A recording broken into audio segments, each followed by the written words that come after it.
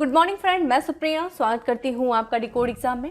Friend, आज हम daily current affairs की क्लास में 3 दिसंबर से रिलेटेड जितने भी न्यूज़ हैं, जितने भी इवेंट्स हैं जो हमारे एग्जाम के लिए इंपॉर्टेंट हैं, हम उन्हें एक एक करके डिस्कस करेंगे।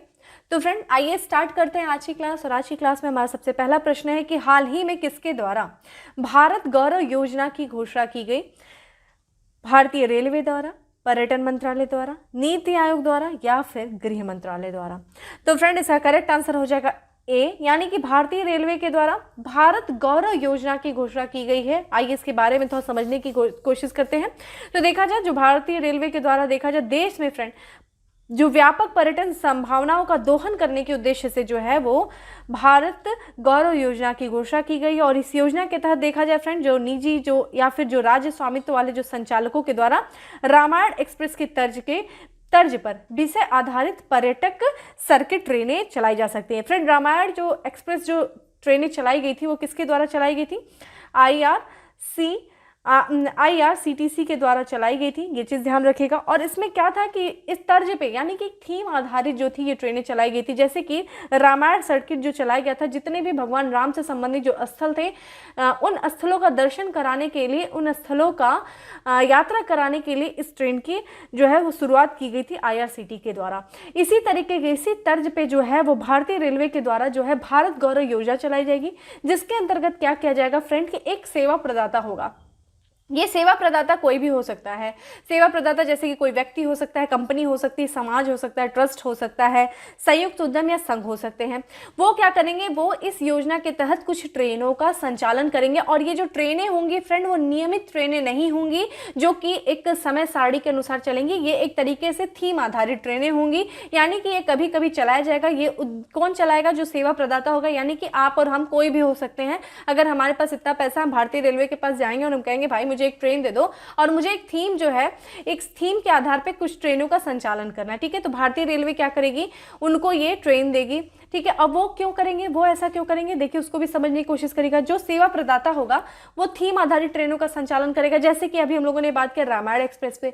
उसी तरीके से जैसे कि कुछ ट्रेन हो गया, जैसे कि गुरु कृपा, ठीक है। गुरु कृपा जैसे कि गुरु नानक से संबंधित जो स्थानों की यात्राओं कराने के लिए, जैसे कि भगवान बुद्ध से संबंधित यात्राओं को चलाने के लिए जो है बौद्ध सर्किट से संबंधित जो ट्रेनें चलाई जा सकती है। इसी तरीके से अन्य भी जितने भी भारतीय महत्वपूर्ण ऐतिहासिक स्थल हैं, जो सांस्कृतिक स्थल हैं, जो भारत के स्थल हैं, वहां पे उनसे संबंधित स्थलों की यात्रा कराने के लिए जो सेवा प्रदाता है एक थीम आधारित ट्रेनों को वो चलाएगा।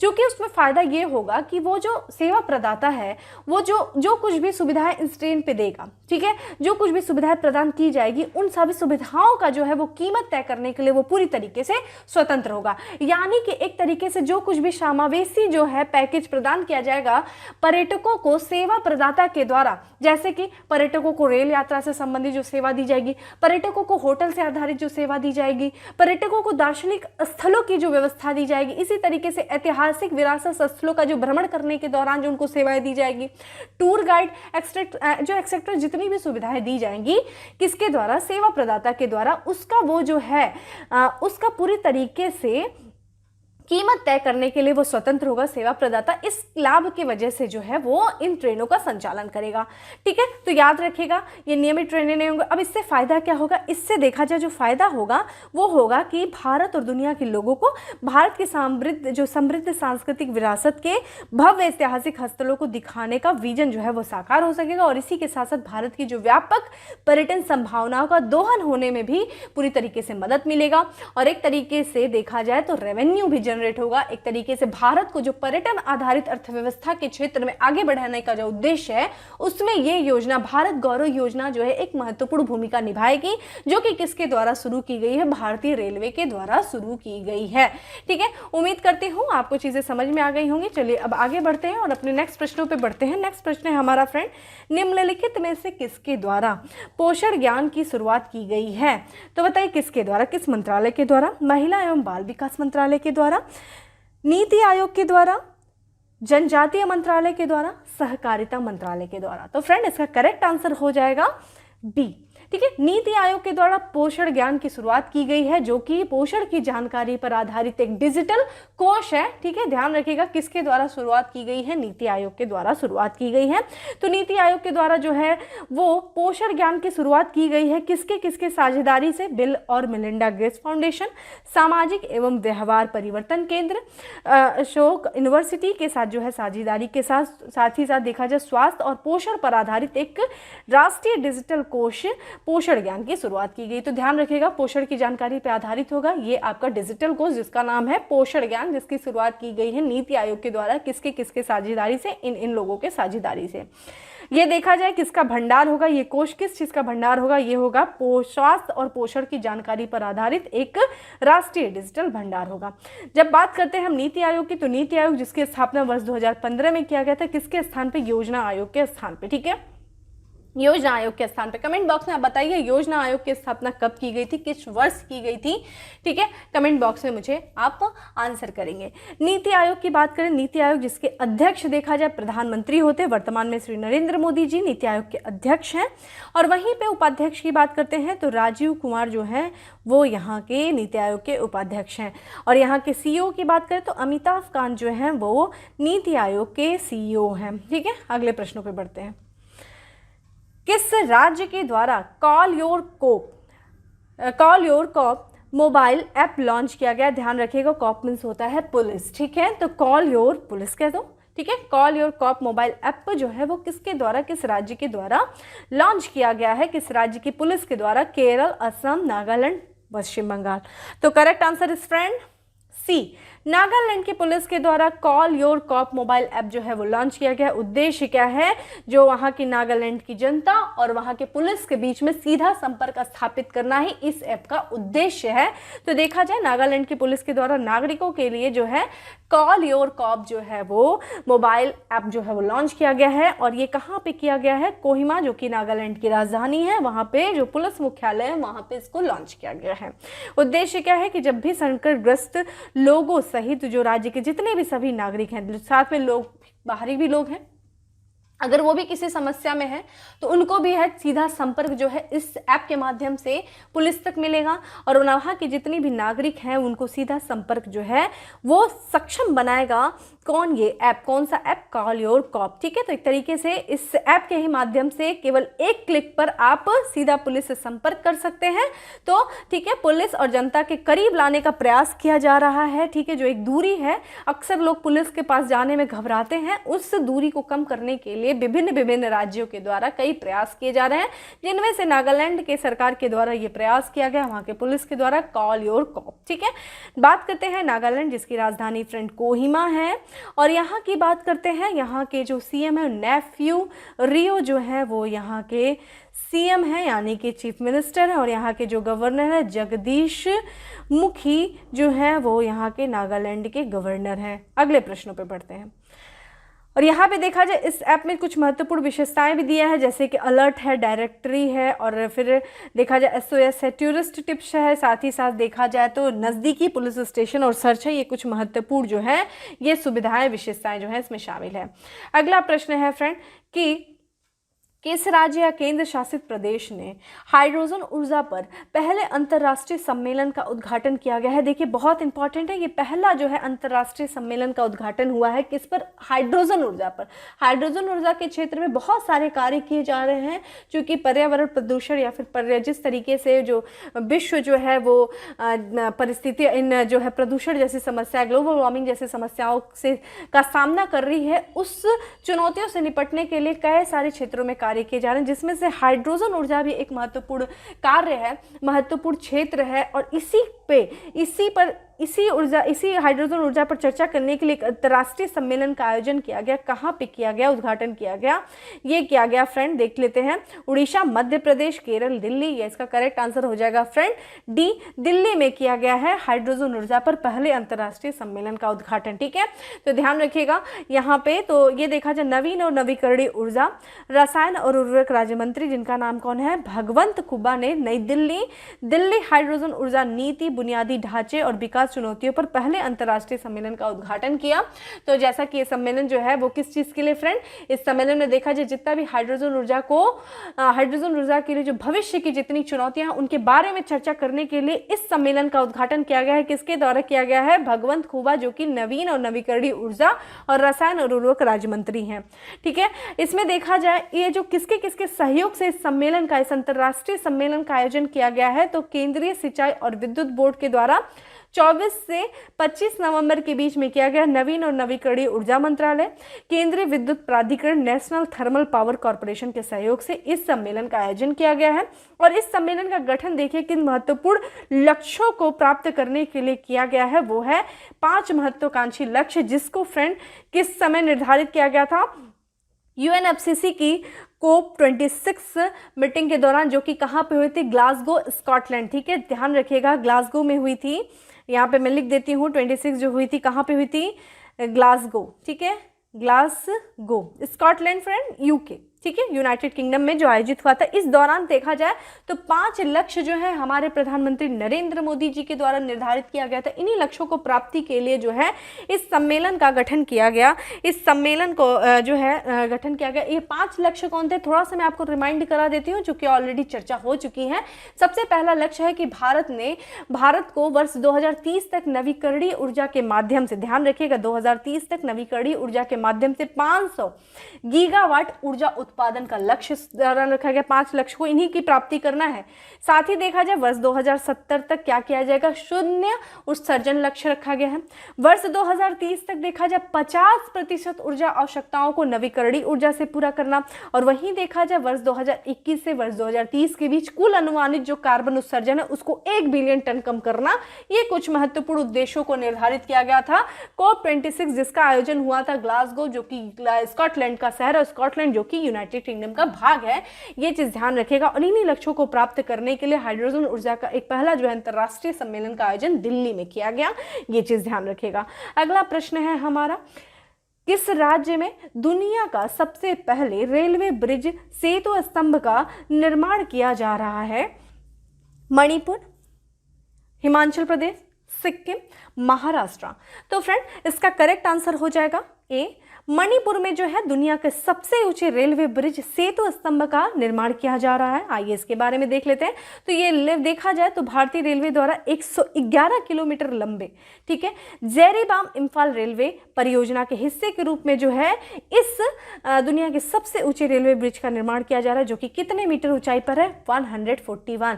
141 मीटर ऊंचाई पर है। और ये नोनी वैली क्रॉसिंग के पास इजाई नदी के ऊपर बनाया जा रहा है। ध्यान रखिएगा, इजाई नदी के ऊपर बनाया जा रहा है, जो कि मणिपुर में बहती है। और ये दुनिया के सबसे ऊंचे रेलवे सेतु स्तंभ का निर्माण कर रहा है। इसके पहले देखिए दुनिया का सबसे ऊंचा जो है सेतु स्तंभ जो रेलवे था सबसे ऊंचाई पर, वो कहाँ पे था? वो यूरोप में देखा जाए मोंटेनेग्रो के बेलग्रेड वार रेलवे पर था, जो कि 139 मीटर ऊंचाई पर था। मात्र 2 मीटर इसकी ऊंचाई अधिक है, 141, जो कि मणिपुर में बनाया जा रहा है। किस नदी पे? इजाई नदी पर। और ये देखा जाए जो दुनिया का अभी तक का जो सबसे बड़ा रिकॉर्ड था, सबसे ऊंचाई पर स्थित रेलवे मार्ग, वो था यूरोप के मोंटेनेग्रो के बेलग्रेड वार रेलवे पर 139 मीटर ऊंचाई पर माला रिजेका, ठीक है, वियाडक्ट के रिकॉर्ड को तोड़ देगा। ये आपका रेलवे जो है बनाया जा रहा है। ठीक है, आप इसकी देख सकते हैं, ऊंचाई देख सकते हैं, जैसा कि आप देख रहे हैं। आप इसकी पिक देख लीजिए। ठीक है, यही है जो कि बनाया जा रहा है। किस नदी पर बनाया जा रहा है?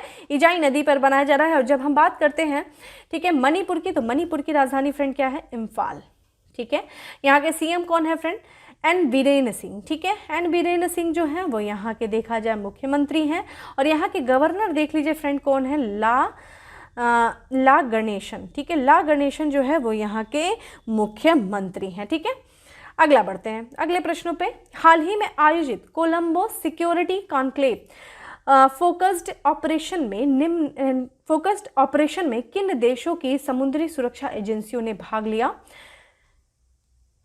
भारत, मालदीव, श्रीलंका, उपयुक्त तीनों देशों ने। Correct answer is D. ठीक है, तो भारत, मालदीव और श्रीलंका ने Colombo security conclave focused operation में जो है, जो कि एक समुद्री सुरक्षा एजेंसी जो है, ये जो तीनों देशों की जो समुद्री सुरक्षा एजेंसियों ने भाग लिया है। कौन कौन सी? भारत, मालदीव, श्रीलंका। ठीक है, ये चीज ध्यान रखिएगा। चलिए इसके बारे में देखते हैं। तो देखा जाए ये एक जो है जो ऑपरेशन था जिसको 27 से 28 नवंबर 2021 को त्रिपक्षीय समुद्री सुरक्षा एजेंसी, भारतीय नौसेना, मालदीव राष्ट्रीय रक्षा बल, श्रीलंका नौसेना और साथ ही साथ देखा जाए इनके बीच में हुआ था, जो कि पहला Colombo security conclave focused operation जो है वो आयोजित किया गया था, ध्यान रखिएगा। और इस उद्देश्य क्या था, इस ऑपरेशन का उद्देश्य जो हिंद महासागर का जो क्षेत्र है वहाँ पे जो भी वाणिज्यिक जो नौवहन है, जो अंतर्राष्ट्रीय व्यापार है, जो वैध समुद्री गतिविधियां, उनका संचालन के लिए जो है सुरक्षित, संरक्षित और सुरक्षित जो है एक वातावरण प्रदान करना, वही इस ऑपरेशन का उद्देश्य था। ठीक है, ये चीज़ ध्यान रखिएगा। चलिए अगले प्रश्नों पे बढ़ते हैं। अगला प्रश्न है हमारा, निम्नलिखित में से किस राज्य पर्यटन ने प्रायोगिक पर्यटन के लिए स्ट्रीट परियोजना शुरू की? ठीक है, प्रायोगिक पर्यटन के लिए। ठीक है, तो अपने क्षेत्र में जो है पर्यटन को बढ़ावा देने के उद्देश्य से किस राज्य के द्वारा जो है वो स्ट्रीट परियोजना जो है वो शुरू की गई है? असम पर्यटन, केरल पर्यटन, उड़ीसा पर्यटन या फिर गोवा पर्यटन? तो फ्रेंड इसका करेक्ट आंसर हो जाएगा बी। ठीक है, केरल पर्यटन के द्वारा देखा जाए तो स्ट्रीट परियोजना जो है वो शुरू किया गया है, ये चीज़ ध्यान रखिएगा। और इसका देखिए आंसर क्या है कि केरल पर्यटन ने केरल के अंदरूनी और ग्रामीण इलाकों में पर्यटन को बढ़ावा देने के लिए, जो वहाँ केरल का जो 7 जिले हैं उसमें चुनिंदा स्थानों पर स्ट्रीट जो है परियोजना शुरू किया गया है। बात करते हैं स्ट्रीट की, जिसे देखा जाए sustainable, tangible, responsible, experimental, ethnic और टूरिज्म हब। अगर हम बात करते हैं हिंदी में तो यानी कि सस्टेनेबल यानी कि स्थायी, टेंजेबल यानी कि मूर्त, ठीक है, जिसको हम टच कर सकते हैं, टेंजेबल इंटेंजेबल आपको पता होगा, रिस्पॉन्सिबल यानी कि जिम्मेदार, एक्सपेरिमेंटल यानी कि अनुभवात्मक, ठीक है, वहीं पे बात एथनिक यानी कि जातीय, पर्यटन यानी कि टूरिज्म हब। इसी के उद्देश्य स्ट्रीट जो है परियोजना की शुरुआत की गई है केरल पर्यटन के द्वारा। केरल का जो अंदरूनी जो क्षेत्र है, जो ग्रामीण क्षेत्र है, वहाँ पे पर्यटनों को बढ़ावा देने के उद्देश्य से किया गया है। इस परियोजना में देखा जाए आगंतुकों को जो है इन स्थानों की जो आगंतुक होंगे वो इन स्थानों पे सांस्कृतिक विविधता का अनुभव कर सकेंगे। ठीक है, तो एक तरीके से साथ ही साथ क्या होगा, और उद्देश्यों की बात करें तो इसमें यात्रियों के सामने जो केरला की विशिष्ट पहचान प्रस्तुत करना जो है इस स्ट्रीट परियोजना का उद्देश्य है। और साथ ही साथ पर्यटन क्षेत्र में जो विकास की एक बड़ी संभावना है उसको भी प्रदान करना इस स्ट्रीट परियोजना का उद्देश्य है। ठीक है, बात कर लेते हैं फ्रेंड केरल की, केरल पर्यटन। केरल की अगर हम बात करते हैं तो केरल जिसकी राजधानी फ्रेंड क्या है, तिरुवनंतपुरम जो है वो इसकी राजधानी है। और वहीं बात करते हैं केरल के चीफ मिनिस्टर की, जिसका नाम है पिनराई। ठीक है, पिनराई विजयन जो है वो यहाँ के जो हैं वो चीफ मिनिस्टर, और यहाँ के गवर्नर की बात करें फ्रेंड जिनका नाम है आरिफ। ठीक है, आरिफ मोहम्मद जो है वो यहाँ के गवर्नर हैं। ठीक है, आरिफ मोहम्मद खान यहाँ के जो है वो गवर्नर हैं केरल के। अगला प्रश्न है, सतत विकास लक्ष्य सरकारी सूचकांक और डैशबोर्ड 2021-22 में सबसे अधिक अंक प्राप्त कर कौन सा शहर शीर्ष पर है? लखनऊ, चेन्नई, शिमला, भुवनेश्वर? तो फ्रेंड इसका करेक्ट आंसर हो जाएगा सी, शिमला जो है वो सतत विकास लक्ष्य शहरी सूचकांक और डैशबोर्ड 2021-22 में जो है वो शीर्ष शहर में है। और यहाँ पे देखा जाए ये जो बोर्ड है यानी कि सूचकांक है वो किसके द्वारा जारी किया जाता है? नीति आयोग के द्वारा जारी किया जाता है। और नीति आयोग के द्वारा जो जारी सस्टेनेबल डेवलपमेंट गोल शहरी सूचकांक और डैशबोर्ड 2021-22 में सबसे अधिक जो अंक प्राप्त किया है शहरों की सूची में वो शिमला है, और इसी के साथ साथ वो क्या है, शीर्ष स्थान में है। ठीक है, अगर हम बात करते हैं इसके बारे में, ठीक है, सस्टेनेबल के डेवलपमेंट गोल के बारे में, जिसमें देखा जाए तो कितने इस सूचकांक में देखा जाए कितने संकेतक हैं, 77 जो है एसडीजी यानी कि सस्टेनेबल डेवलपमेंट गोल संकेतक हैं, जो कि कितने शहरों को इस रैंक में शामिल किया गया था? 56 शहरी क्षेत्रों को इस रैंक में शामिल किया गया था। और ये जो संकेतक हैं वो किन किन आधार पे हैं? शून्य भूख यानी कि जिस शहर में कोई भी भूखमरी जैसी स्थिति नहीं है, वहाँ पे गरीबी समाप्त हो गई, गरीबी नहीं है, वहाँ पे गुणवत्तापूर्ण शिक्षा की व्यवस्था है, वहाँ पे अच्छे स्वास्थ्य की व्यवस्था है, लैंगिक समानता है, इन सब आधारों पे जो है नीति आयोग के द्वारा सस्टेनेबल डेवलपमेंट गोल शहरी सूचकांक और डैशबोर्ड 2021-22 जो है वो जारी किया गया है, जिसमें देखा जाए इन सब क्षेत्रों में जो इन सब संकेतकों के आधार पे जो अच्छा प्रदर्शन किया है वो शिमला है, और इसी के साथ सर्वाधिक अंक जो है उसने प्राप्त किया है। अगर हम शीर्ष 10 शहरों की बात करते हैं इस सूचकांक में, जिसमें शिमला जिसने प्रथम स्थान जो प्राप्त किया है, दूसरे पे कोयम्बटूर है, फिर तीसरा चंडीगढ़ है, फिर तिरुवनंतपुरम है, फिर कोच्चि है, फिर पणजी, फिर पुणे, फिर तिरुचिरापल्ली है, अहमदाबाद है, और फिर नागपुर जो है वो इसमें देखा जाए ये शीर्ष जो है आपके 10 शहर शामिल किए गए हैं, ठीक है। अगर हम बात करते हैं किसकी फ्रेंड, शिमला की बात कर रहे हैं। शिमला देखा जाए तो किसकी राजधानी है फ्रेंड, हिमाचल प्रदेश की राजधानी है शिमला, ठीक है। हिमाचल प्रदेश की राजधानी शिमला है, ठीक है। और यहाँ के जो सीएम हैं यानी कि जो यहाँ के मुख्यमंत्री हैं उनका नाम है जयराम ठाकुर, ठीक है। जयराम ठाकुर जो है वो यहाँ के मुख्यमंत्री हैं। और यहाँ के गवर्नर की बात करें फ्रेंड तो वो है राजेंद्र, ठीक है, राजेंद्र आर्लेकर, ठीक है। राजेंद्र आर्लेकर जो है वो यहाँ के मुख्यमंत्री हैं, सॉरी गवर्नर हैं। अगले पे चलते हैं। अगले पे, हाल ही में कौन सा देश दुनिया का सबसे नया गणतंत्र बना है? Barbados, Dominica, Grenada, Saint Lucia. तो फ्रेंड अभी इसका हाल ही में ये इसका आंसर हो जाएगा फ्रेंड ए। बारबाडोस जो है वो दुनिया का सबसे नया गणतंत्र बना है। मोस्ट इंपॉर्टेंट कैरिबियाई देश है, कैरिबियाई द्वीप है। और यहाँ पे देखा जाए कैरिबियाई द्वीपों के सबसे प्रमुख देश बारबाडोस जो है अब पूरी तरीके से गणतंत्र हो गया। यानी कि इसके पहले ये किसी देश का उपनिवेश था। तो ये किसका उपनिवेश था फ्रेंड? यहाँ पे ब्रिटेन का शासन था। ये ब्रिटेन का जो उपनिवेश था। अब हाल ही में यहाँ पे जो क्वीन एलिजाबेथ द्वितीय का शासन चलता था, जो वो पूरी तरीके से सर्वेसर्वा थी, अब वो इस देश की सर्वेसर्वा नहीं रही। ये देश जो है बारबाडोस वो उपनिवेश काल का यहाँ से अंत हो गया और ये पूरी तरीके से ये देश जो है वो स्वतंत्र हो गया है। यहाँ पे देखा जाए 4 साल पहले महारानी एलिजाबेथ का शासन खत्म होने के साथ ही 4 साल के बाद खत्म हुआ है। और यहाँ पे बारबाडोस के जो ब्रिटेन से अलग होकर के कौन सा गणतंत्र बना है? 55वां गणतंत्र बना है। जो क्वीन एलिजाबेथ द्वितीय के द्वारा यहाँ की जो राष्ट्रपति नियुक्त की गई हैं, यहाँ के गवर्नर है जिनका नाम है डैम सेंड्रा प्रेनेला मैसन। और ये देश की यानी कि बारबाडोस की पहली राष्ट्रपति नियुक्त की गई है, ध्यान रखिएगा। और यहीं पे देखा जाए बारबाडोस जो कि अंग्रेजों ने गुलाम समाज बना दिया था और इसको पहली बार अंग्रेजों का उपनिवेश बनाया गया था। कब बना था? 1625 में। और यहाँ पे जो स्वतंत्रता मिली थी 1966 में इसे जो है स्वतंत्रता मिली थी। लेकिन फिर भी ये शासन जो चलता था वो क्वीन एलिजाबेथ के नाम से, यहाँ पे जो वहाँ की महारानी के नाम से शासन चलता था। वर्ष 2008 में इन्होंने इस चीज़ की याचिका दायर की थी कि हमें स्वतंत्र किया जाए पूरी तरीके से, और ये अब स्वतंत्र हो गया पूरी तरीके से, ठीक है। और चूंकि 1970 के बाद देखा जाए तो कैरिबियाई देशों में 1970 के बाद जो है ऐसा हुआ है, कोई देश जो है आज़ाद हुआ। इसके पहले देखा जाए तो यहाँ पे देखिए गोयना था, ठीक है, गोयाना था जो कि स्वतंत्र हुआ था। फिर उसके बाद डोमिनिका था जो कि स्वतंत्र हुआ था। नाम ध्यान रखिएगा, ये सब कैरिबियाई द्वीप हैं, कैरिबियाई, ठीक है। उसके बाद त्रिनिडाद था, ठीक है। और फिर देखा जाए टोबैगो, ठीक है, टोबैगो जो था वो यहाँ का, ठीक है, जो है शासन करता था। ये चीज़ ध्यान रखिएगा, ठीक है। ये सब स्वतंत्र हुए हैं और अभी हाल ही में बारबाडोस जो है वो स्वतंत्र हुआ है। आप यहाँ पे मैप दे सकते हैं कहाँ पे है, देखिए अटलांटिक ओशन है और यह देखा जाए कैरेबियन सी है। यहाँ देखा जाए दक्षिण अमेरिका और ये देखा जाए लैटिन अमेरिका है। और इसी के बगल में देखा जाए बारबाडोस जो कि हमें दिख रहा है। यहाँ छोटे छोटे कई सारे द्वीप हैं। और देखा जाए तो इसी में देखा जाए बारबाडोस जो है एक द्वीप है जो अभी हाल ही में स्वतंत्र हो गया, 55वां गणतंत्र बना है। बारबाडोस की राजधानी की बात करें तो ब्रिज टाउन जो है वह यहाँ का राजधानी है। और यहाँ की मुद्रा देखा जाए बारबाडोस डॉलर जो है वो यहाँ की मुद्रा है, ठीक है। और आज के आखिरी प्रश्न पे चलते हैं जो कि है भारत का पहला प्रमाणिक जैविक फल कीवी कौन से राज्य में लॉन्च किया गया है?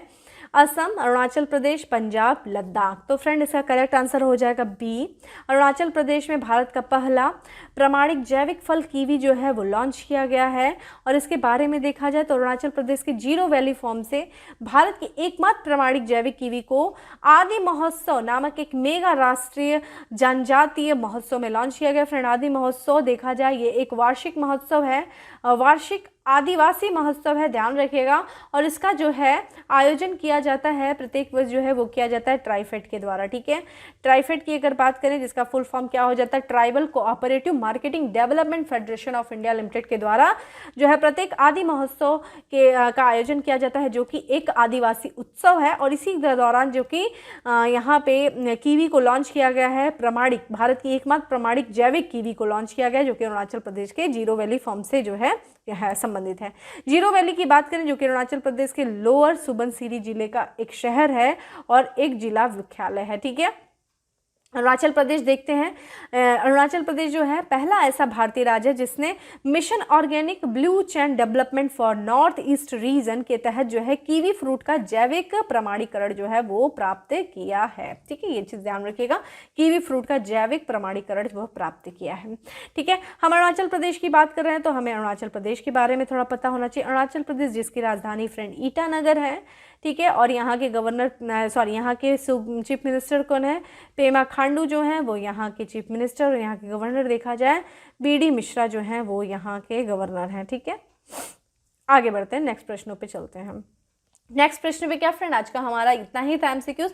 हमने आपको प्रश्न नहीं दिए हैं ज़्यादा, इवन ना ही दिया है हमने आपको प्रश्न, क्योंकि आपके पास अभी थोड़ा सा वक्त कम है, आपका जो है एग्जाम सर पे है, तो इसलिए आप थोड़ा सा ये समय निकाल करके आप ज़्यादा से ज़्यादा अपने स्टैटिक्स पोर्शन को रिवीजन करिए, अपने करंट अफेयर्स को रिवीजन करिए, बाकी ये करंट अफेयर्स चलता रहेगा। ठीक है, तो अभी मैं प्रश्नों को नहीं दूंगी, हो सकता है 1 या 2 प्रश्न दूँ, 1 प्रश्न मैक्सिमम दे सकती हूँ, लेकिन अभी मैं आपके ऊपर ज़्यादा लोड क्रिएट नहीं करूँगी। ठीक है, चलिए, और आज के हम फैक्ट्स ऑफ द डे पे आते हैं, जिसमें सबसे पहला फैक्ट है हमारा कि वेस्टर्न नेवल के कमांडिंग इन चीफ के पद पर नियुक्त किया गया है। किसे किया गया? वाइस एडमिरल अजेंद्र बहादुर सिंह को। वाइस एडमिरल अजेंद्र बहादुर सिंह को वेस्टर्न नेवल के कमांडिंग इन चीफ पद पर नियुक्त किया गया है। वहीं बात करते हैं वर्ष 2025 के आईसीसी चैंपियंस ट्रॉफी की मेजबानी किसके द्वारा की जाएगी? पाकिस्तान के द्वारा किया जाएगा आईसीसी चैंपियनशिप ट्रॉफी 2025 की मेजबानी। आईसीसी क्रिकेट समिति के अध्यक्ष नियुक्त किया गया है। किसे किया गया है? सौरभ गांगुली को किया गया है। किसके स्थान पे किया गया है? अनिल कुंबले के स्थान पे किया गया है। वही बात करते हैं, भारत में संयुक्त राष्ट्र के रेजिडेंट कोऑर्डिनेटर संयुक्त नियुक्त किया गया है, कोऑर्डिनेटर को नियुक्त किया गया है। जो भारत में संयुक्त राष्ट्र के रेजिडेंट कोऑर्डिनेटर किसे नियुक्त किया गया है? शोम्पी शार्प को किया गया है। फीफा वर्ल्ड कप 2025 का आयोजन होने वाला है। कहाँ पे होने वाला? कतर में होने वाला है। ठीक है, फीफा वर्ल्ड कप 2025 का आयोजन। वही बात करते हैं फ्रेंड, केंद्रीय मंत्री द्वारा अपना पहला उपन्यास लाल सलाम जो है लॉन्च किया गया है। किस केंद्रीय मंत्री का जो है पहला उपन्यास था? स्मृति ईरानी। तो स्मृति ईरानी जो कि महिला एवं बाल विकास मंत्रालय के जो है ये मंत्री हैं, बाल विकास मंत्रालय, और इनके अधीन आता है। और वहीं देखा जाए ये इन्होंने अपना पहला जो है लाल सलाम जो है उपन्यास लॉन्च किया है। अगला है पुस्तक है जिसका नाम है प्राइड प्रेजुडाइस एंड पेंडिट्री के लेखक कौन है? शशि थरूर जो हैं इसके लेखक हैं। अंतर्राष्ट्रीय क्रिकेट परिषद के सीईओ बनाए गए हैं जोएफ एलार्डिस को अंतर्राष्ट्रीय क्रिकेट परिषद का नया सीईओ बनाया गया है। यूक्रेन में नया भारतीय राजदूत किसे नियुक्त किया गया? हर्ष जैन को, जो कि यूक्रेन का नया भारतीय राजदूत नियुक्त किया गया है। और हाल ही में दुनिया के सबसे महंगे शहरों की सूची में प्रथम स्थान पर तल अवीव, जो कि इसराइल का कैपिटल है, तल अवीव। ठीक है, और ये दुनिया का सबसे महंगे शहरों की सूची में जो है प्रथम स्थान रहा है। ठीक है, ये चीज़ ध्यान रखिएगा। ये था हमारा फैक्ट्स ऑफ द डे। अब हम आ जाते हैं उत्तर प्रदेश स्पेशल पे। उत्तर प्रदेश स्पेशल में सबसे पहला स्पेशल है कि केंद्रीय आवास एवं शहरी मामले मंत्रालय द्वारा न्यू अर्बन इंडिया सम्मेलन का आयोजन किया गया। कहाँ किया गया? लखनऊ में किया गया। तो जो है न्यू अर्बन इंडिया सम्मेलन का आयोजन कहाँ किया गया? लखनऊ में किया गया। किसके द्वारा किया गया? केंद्रीय आवास एवं शहरी मामले मंत्रालय के द्वारा। गरीबी रेखा से नीचे रहने वाली आबादी को मुफ्त गैस सिलेंडर मुहैया कराने हेतु प्रधानमंत्री उज्ज्वला योजना पार्ट 2 का शुभारंभ किया गया। कहाँ से किया गया? उत्तर प्रदेश के महोबा जिले से किया गया। कमेंट बॉक्स में आप आंसर करिए कि प्रधानमंत्री उज्ज्वला योजना पार्ट 1 का आयोजन किस जिले से किया गया था? वो भी उत्तर प्रदेश का जिला था। और अभी मैंने रिविजन सेशन सीरीज के दौरान जो करंट अफेयर्स का रिविजन सेशन सीरीज था उसमें इस बात को डिस्कस किया था। ठीक है, तो महोबा से किया गया है, जिसके अंतर्गत जो गरीबी रेखा से नीचे आने वाले लोगों को मुफ्त में गैस सिलेंडर मुहैया कराया जाएगा। ये चीज़ ध्यान रखिएगा। नेक्स्ट है हमारा देश का पहला, ठीक है, देश का पहला वॉर मेमोरियल फॉर एनिमल स्मारक खोला जाएगा। कहाँ खोला जाएगा? मेरठ में खोला जाएगा देश का पहला वॉर मेमोरियल फॉर एनिमल स्मारक। तीर्थ पर्यटन को बढ़ावा देने के लिए 27 नवंबर 2021 को राम पथ यात्रा एक्सप्रेसवे को शुरू किया जाएगा। और ये राम पथ यात्रा एक्सप्रेसवे जो कि अयोध्या को जोड़ेगी, किससे जोड़ेगी? पुणे शहर को जोड़ेगी। ठीक है, यूपी में देखा जाए यूपी में श्रीलाल शुक्ल स्मृति इफ्को साहित्य सम्मान 2021 से सम्मानित किया गया है। किसको किया जाएगा? शिव मूर्ति को किया जाएगा श्रीलाल शुक्ल स्मृति इफ्को साहित्य सम्मान 2021। ठीक है, ये चीज़ ध्यान रखिएगा। तो फ्रेंड, इस तरीके से आज का हमारा 10 MCQs था, फिर हमने 10 फैक्ट्स ऑफ द डे देखे और साथ ही साथ हमने उत्तर प्रदेश स्पेशल देखा। ठीक है, बाकी फ्रेंड, हम अगर आपको जो कुछ लोग को बहुत प्रॉब्लम हो रही है PDF जो मिलने में, तो डिस्क्रिप्शन बॉक्स में जो टेलीग्राम ग्रुप का लिंक दिया हुआ है आप उसको क्लिक करिए, वहाँ पे आप डिकोड एग्जाम को ज्वाइन कर लीजिए। अगर उस लिंक में कोई इशू आ रहा है तो आप डायरेक्ट टेलीग्राम पे जाइए और डिकोड एग्जाम को सर्च करिए और फिर इसको ज्वाइन कर लीजिए, जहाँ से आपको डेली करंट अफेयर से डिस्कस जो हम लोग करते हैं उसका PDF वहाँ पे अवेलेबल होता है, वहाँ जा करके आप डाउनलोड करते हैं। बाकी सेशन अच्छा लगा हो तो लाइक करना नहीं भूलें, ज़्यादा से ज़्यादा शेयर करें और चैनल पे पहली बार आए हैं तो सब्सक्राइब करना नहीं भूलें। ठीक है फ्रेंड, फिर मिलते हैं अपने नेक्स्ट सेशन में, तब तक के लिए bye, have a good day, stay safe and stay happy.